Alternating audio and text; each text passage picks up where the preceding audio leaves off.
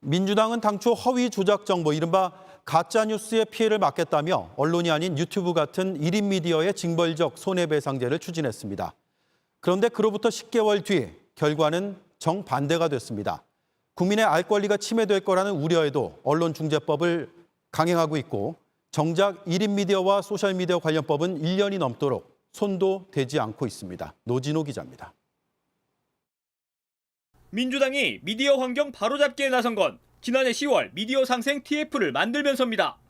당시 민주당은 가짜뉴스를 잡겠다고 강조했습니다.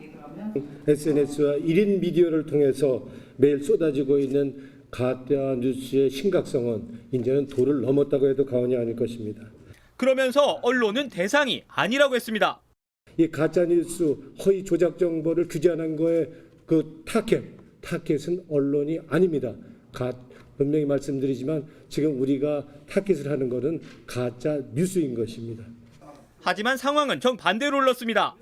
민주당은 언론중재법 개정안으로 언론만 규율했을 뿐 정작 가짜뉴스의 온상지라 불리는 유튜브 등 소셜미디어와 1인 미디어는 손대지 않았습니다.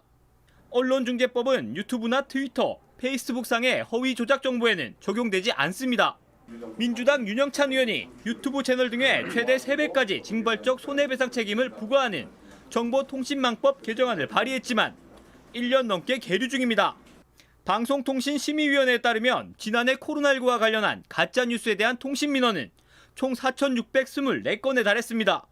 학계에서도 비판이 나옵니다.